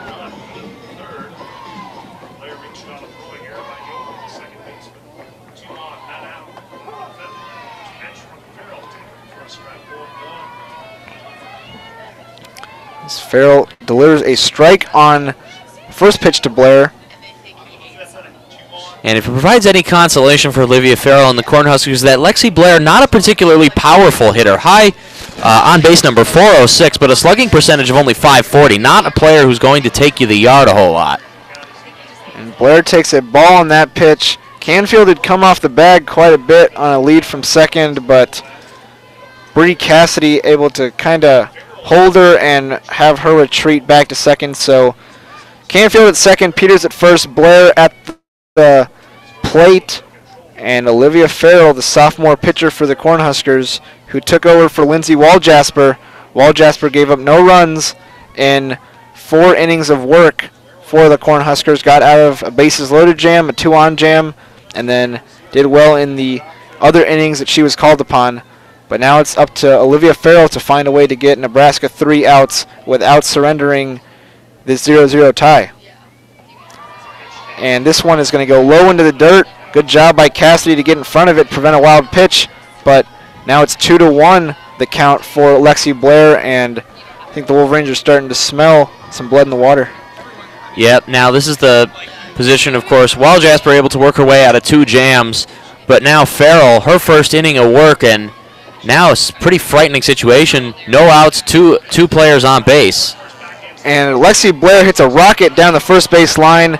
Great play by the senior at first base, Maddie Unzicker, to kind of backhand grab it and then put the foot on first base. But Lexi Blair does advance both Peters and Canfield to third and second base now. And Alex Subcheck will be put in a position where she can bring some runs in. She was in this position earlier see if she can capitalize on the opportunity. Lexi Blair has to be understandably disappointed in herself not having that turn out the way she wanted to, but that is still a productive out. Now you have 2 runners in scoring position. Alex Subcheck, a plus 300 hitter, and really a position favorable for Michigan. Lexi Blair still contributes to that despite not being able to drive a run home. And Michigan has been in this position before already this game in the first inning. This is very similar here. 1 out and runners in scoring position. Wolverines have got to find a way to capitalize on this opportunity while they can, as Alex Subcheck, the senior from Bloomfield Hills, Michigan, at the plate with 1 ball and 0 strikes. She'll take an outside ball, number 2 now, as Olivia Farrell subbed into the game for Lindsay Walljasper for Nebraska. Is trying to find a way to get 2 more outs.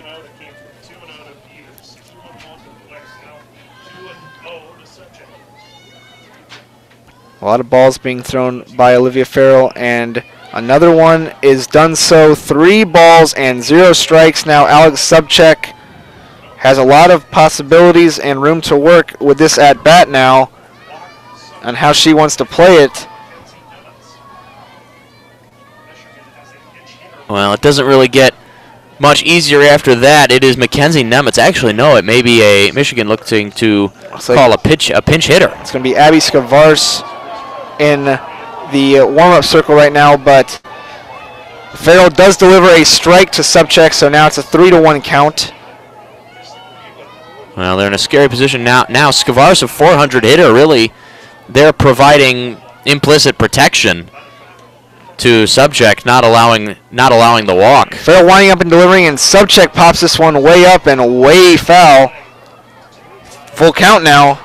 So Farrell has thrown early balls in the at-bats, but found a way to kind of even things out at times. Still the 2 base runners for Michigan, but Farrell has an opportunity to put another out on the board without giving Michigan a chance to move batters. See how she attacks this. And she goes outside for ball number 4. So Alex Subcheck will walk to first. And that was always going to be a big series of pitches right there. And the walk, the bases are loaded, but it does open up a possibility of a double play. Not the worst outcome for Nebraska. Of course, probably the worst outcome is Subcheck hits one over the head of the infielders and scores 2, but now they're in a bit of a scary position. Abby Scavars, as stated, of hitting 400 on the season. And now we are in basically the exact same position as the first inning with 3 runners on base, bases loaded with 1 out, and it is a different batter, though, in Scavars, but Scavars, as you mentioned, Nick, a capable pinch hitter, and she's being called upon for that exact reason. She's going to take a high ball 1. Seems to be a consistent theme here with Farrell throwing early balls in the at-bat.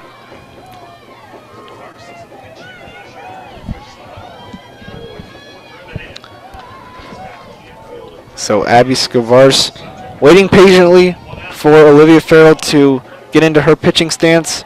They each do so now. Farrell delivers, and big swing and a miss for Abby Scavars, putting a strike on the board. 1 ball, 1 strike, 1 out.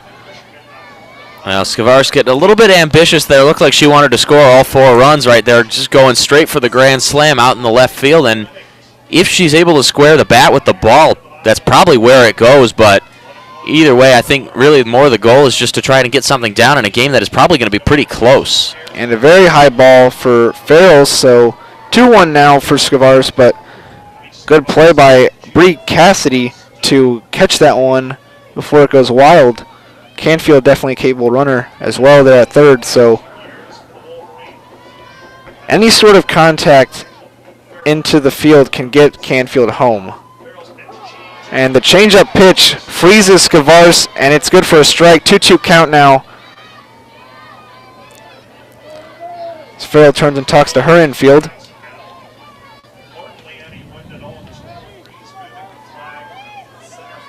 And now a bit of an interesting position. Looks like Nebraska's coach is going to try and step in and looking to dictate the pitch from the dugout. And Scavars makes the contact, and it is misplayed once again by Tristan Edwards at shortstop. She had opportunity to catch and at least make one out to any base, but she bobbles it.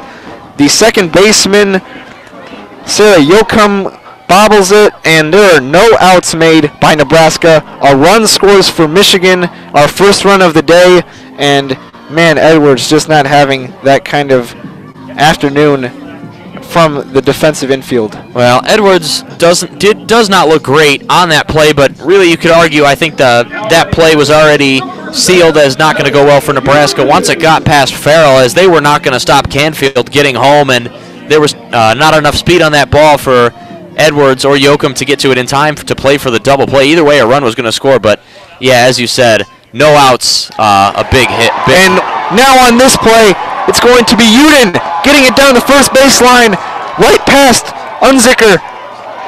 Uden able to retreat back to second as the throw comes in. Uden doubles, scores 2 runs, and now Michigan has started to open things up. Uden, as I mentioned earlier in this broadcast, a very capable offensive batter. Hasn't shown it at all times this year, but comes through in the clutch when she is needed here. Gets that ball right past Unzicker's glove and able to get to second base. Great play by Madison Uden. And now another meeting on the mound right now between Nebraska, all the defenders, including the outfield, and yet no presence from the coaching staff out there. And really, they're the only surprise there once that ball got past first base is that Skavars did not score from first base. She had the space, particularly because Nebraska trying to play that play to second, but as Madison Uden had stretched a little bit too far past second base. Good recovery, however, by Uden, but Skavars would have had the opportunity, very likely should have been able to score in that position, but either way, Michigan a 3-0 lead. Not a whole lot to complain about. Not a whole lot to complain about as all, and there's still only one out on the board as Haley Hoganrod is now up to bat. Hoganrod gets contact on it, and now it's Skavars in a pickle. Skavars is out, getting caught in that pickle. Hoganrod just kind of tapped it into the infield, and all the runners on base kind of froze, wondering where the ball would eventually be thrown. The ball gets thrown to Cassidy at home plate, and Skavars gets caught in the pickle for the out. So another out is added to the board, but Hoganrod gets to second, Uden gets to third, and basically the same position that Michigan was in, but another out on the board. You know, I don't think Skavars was tagged. I think she was called out because Uden had stretched over to third base over the course of the chase, and at that point, obviously, you can't have two players on one base, and Skavars, I think she reached third, but was called out just because being the lead batter and having 2 players on third base at the time. I think you're correct there, Nick, but nonetheless, 2 outs now on the board for Michigan, who currently leads this ball game 3-0 in the bottom of the 5th inning. Is Katie Alexander at the plate. Takes a changeup, and it's going to be a 1-1 count. Olivia Farrell been in for a long inning here in the 5th after taking over for Lindsay Waljasper.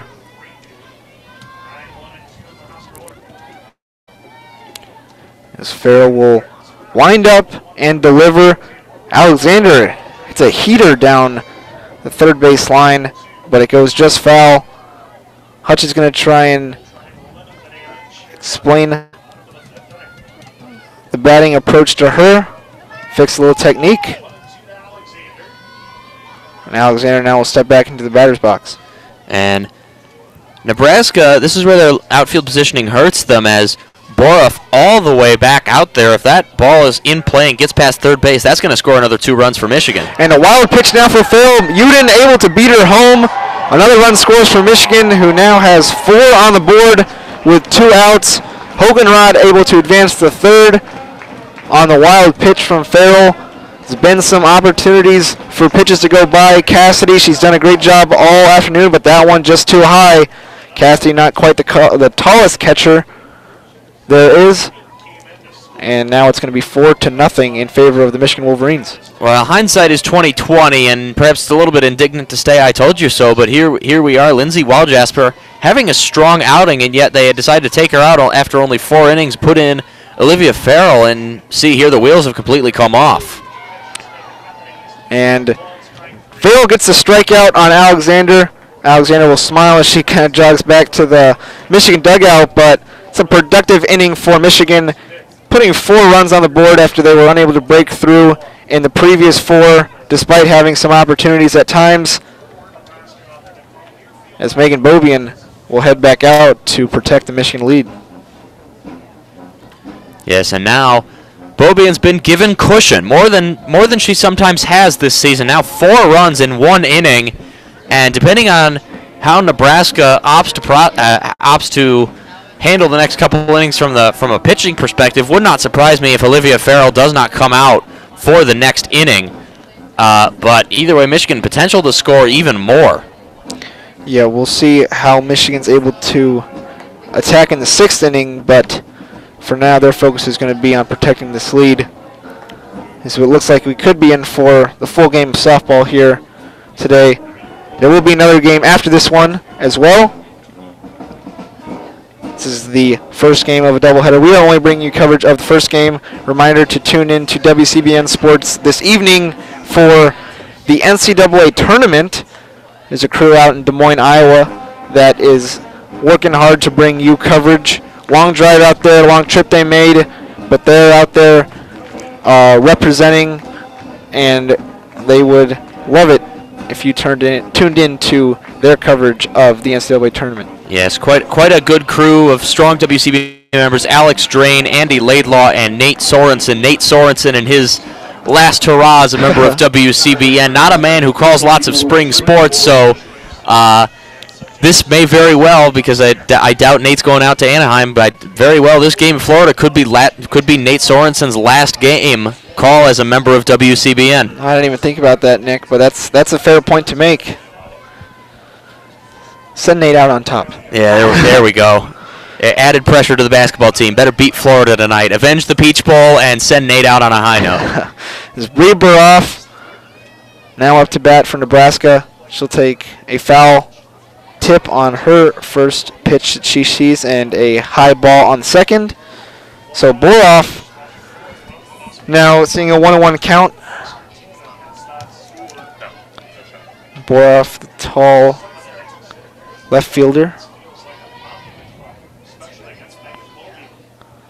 And Bobian throws a heater in there right off Buroff's bat, right into the net, and there's a fan looking down at their phone. If that net wasn't there, that would have been a decapitation. Well, that's why the net's there.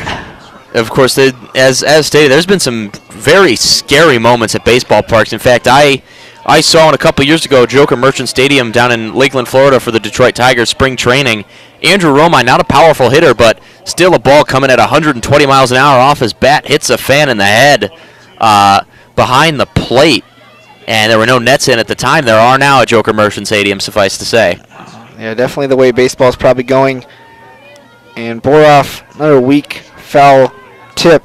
Just not a lot of power behind that bat. Very tall player. And Bobian has so much power behind her pitches. 1 ball, 2 strikes for the junior.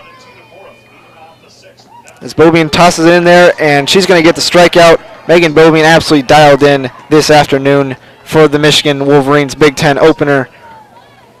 And that is Bobian's 9th strikeout, I believe. Yeah, doing very nice today. And next up to bat is going to be Olivia Simmons, who has reached base 2 times today. Made a number of nice plays in right field as well.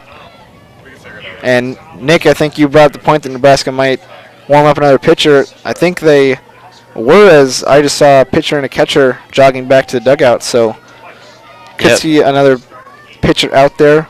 They did. Nebraska. I believe that was right-handed pitcher, a senior, Reagan Mergill from your neck of the woods, San Antonio, Texas, who coming in from the bullpen to the dugout. All right, we'll see how she does coming out for the next inning. But right now, Megan Bobian, the pitcher in the spotlight.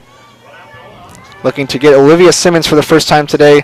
Simmons takes her first strike of the at-bat. 2 balls now, 1 strike, 1 out here in the top of the 6th inning.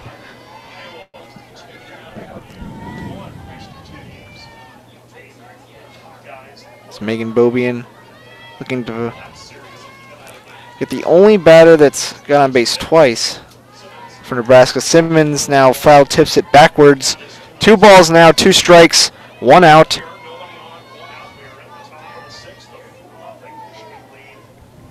So Michigan leads this ball game. They really blew it open in the bottom of the 5th, scoring 4 runs against Olivia Farrell after not being able to break through several other times. Bobian now winds up and gets the strike to put Simmons away. That one, it's got to feel good for Megan Bobian. I believe that's strikeout number 10 now on the afternoon. That's her number as well. Yeah, we're flying blind a little bit right now as stat broadcast still frozen, unfortunately. But yes, 10 strikeouts now for Megan Bobian, and another special outing in conference season, something that the faithful of Michigan softball have grown quite accustomed to seeing in the last nearly season and a half. Now Bobian, a high ball. Katie Alexander stands up to go get it. Riley Unzicker up to bat now for Nebraska, the sophomore. Came into this game batting .247.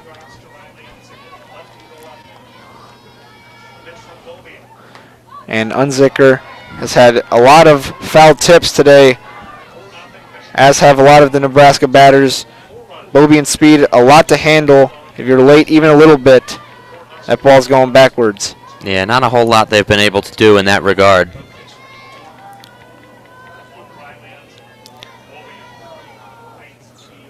And Bobian throws it inside. It's going to go just outside now, ball number 2. So 2 balls, 1 strike for Unzicker, as Megan Bobian is looking to get out number 3 to close up the 6th inning for Michigan.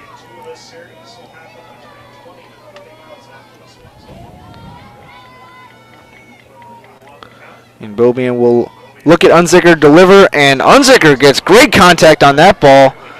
And at the warning track, Natalie Peters able to haul it down. That's out number 3, and Michigan will retake the batter's box for the bottom of the 6th inning, but they have certainly looked good on defense and in the pitching mound today. And a scary moment right there, as you said, Lucas. Ball hit far and high, and that's a scary play for Peters to make potentially. And it's high enough that you have to worry about potentially losing it in the sun, but also hit with enough distance you have to move all the way back to get it. And Peters opting to play that one moving backwards for a portion of it. And, you know, that's very easy to get off balance, really fall over, and that on a blooper highlight reel. But either way, good awareness by Peters, and a good job not losing it in the sun. But Peters, the senior center fielder, seen a lot of softball, and showing her experience there on the out. And now Michigan, it would take another good offensive inning to wrap this one up early. Not sure if we'll get to that point, but once again, after this game, there will be another softball game played here at Alumni Field. We will not be bringing coverage of that one. The Nebraska radio crew here, though, probably can be found online if you are looking for coverage. I think the BTN students as well are broadcasting this one. So there are some other options, but we do thank you for tuning in here to Game 1 of the doubleheader with WCBN Sports. Nick, thanks for joining me after your busy morning of volleyball. Yeah, I haven't eaten lunch yet, but no matter. The, of course, doubleheader today because of a weather delay yesterday. Yesterday's game postponed due to the cold, and playing a doubleheader today as a result. As Natalia Rodriguez will be up to bat first for Michigan.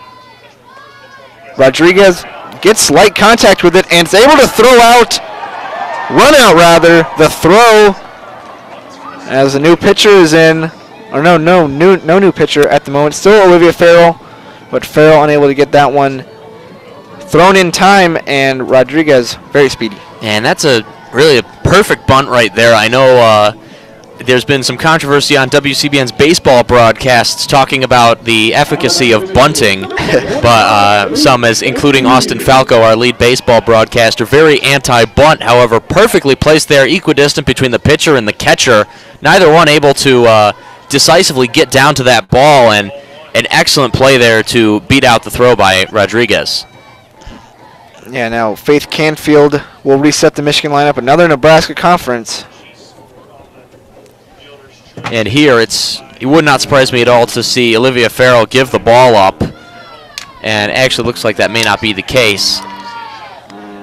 But either way now, Michigan getting the first runner on base. There's potential, once again, the potential is that this gets out of hand. And Michigan, with the top of their lineup coming up, Olivia Farrell's already seen them once, but she did not handle them very well at all. So Michigan went through 8 batters in that last inning. Now with Rodriguez manning first base for Michigan, Faith Canfield up to bat. 1 ball, no strikes for her. We'll see how Olivia Farrell goes at this again. She gets a strike over the plate this time after the conference. 1 ball, 1 strike now for Canfield.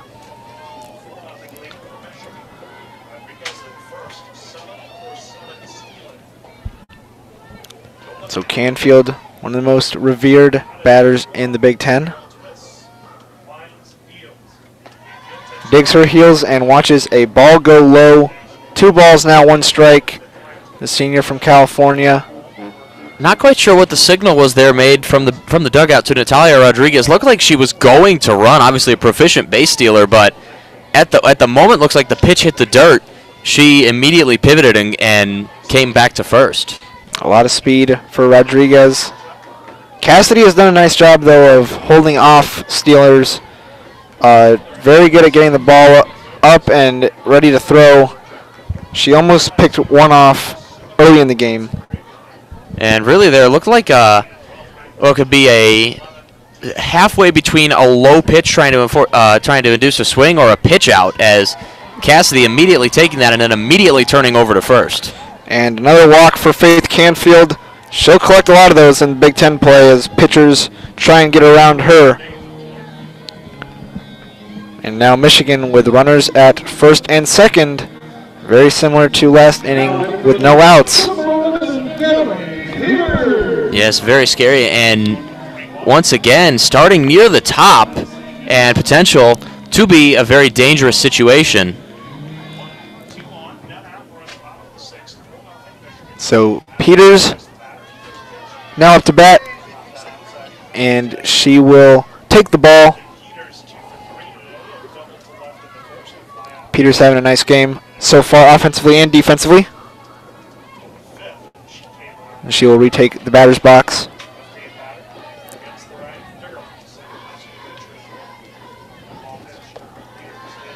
So Peters takes another ball inside, so 2 balls now, 0 strikes. Farrell throwing a lot of balls early into at-bats, something we saw a lot last inning as well. Runners on first and second for Michigan. Peters, very capable hitter, waiting for her opportunity to potentially advance each of these runners, as Olivia Farrell will wind up and deliver. Peters gets contact on the ball. The play is made by the second baseman, number 21, Sarah Yoakum. And so Peters gets thrown out, but Canfield and Rodriguez each advance, with Lexi Blair now up to bat. Lexi Blair just scratching the surface of her potential early on in her freshman season for Michigan. See what she's able to do up against Olivia Farrell. And really, this is exactly mirrors the previous inning, except 1 batter earlier. Last inning, it was Lexi Blair with the ground out that moved the runners over from second to third. Now maybe we should start getting a little bit concerned once if Blair takes a walk. We've seen this situation play out a few times already today. First inning, the 5th inning, and now potentially again here in the 6th. Another quick NCAA tournament update. Kentucky leads Wofford 26 to 20 or 28 to 26 rather at halftime. Tight game there. It's Farrell. Now 2 balls and no strikes to Lexi Blair. 1 out currently. Blair waiting for her pitch. We've seen her hit one deep enough to be a home run, but basically carried back into play. She has power, and she hits it far and long. Not far enough, but it gets over the center fielder. It's going to get past Unzicker and Lexi Blair. The double that scores Natalia Rodriguez. Michigan now 5-0. And there's the power that Lexi Blair does possess. Not quite deep enough, but able to get it over Unzicker, who might have lost it in the sun once again. Yeah, that looked like that was going to be a sacrifice fly. That's why both runners stood pat on second and third. And good work by Rodriguez tagging up and going to home. And Canfield, unfortunately, if she's aware that that's not going to be caught right out of the bat, she will score from second, and Blair may be able to get a triple. But unfortunately, there, while it may have been lost in the sun a little bit by Unzicker, still able to create the illusion that it may be caught and denying Michigan a second run in that situation. And now it's Alex Subcheck up to bat. She will try and check her swing, but get called for the strike nonetheless, as Michigan still mans second and third base. Alex Subcheck looking to make an impact from the plate. Michigan leads this softball game 5-0, scoring 4 runs in the 5th inning and 1 run here in the 6th. And there is room for more. The Subject awaits the pitch from Farrell. And Subject makes good contact on it.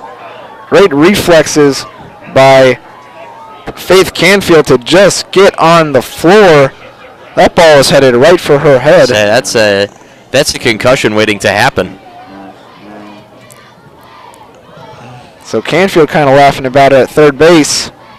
And Subject now 1 ball, 2 strikes. 1 out to work with.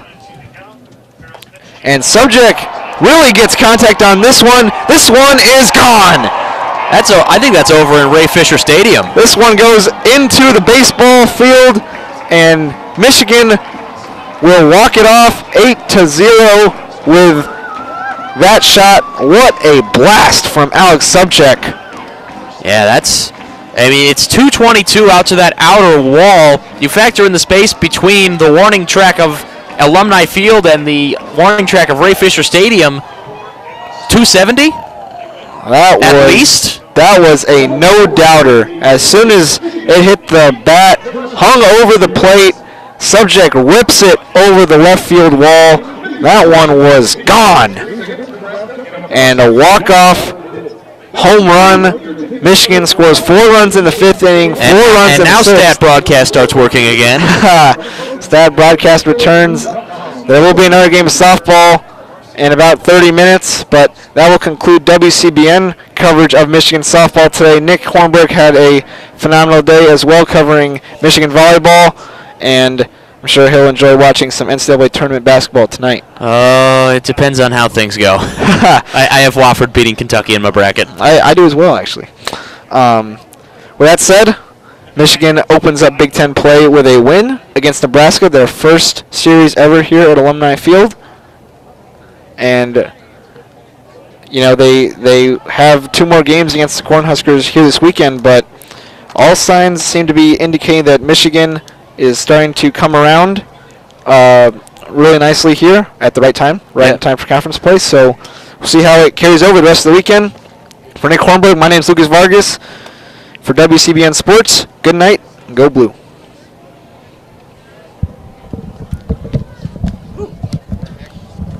Never called softball before. That was fun. Short and sweet. Okay, now I know what to expect when I get here tomorrow. You calling tomorrow? Yep. With who, anybody? Nope, just me.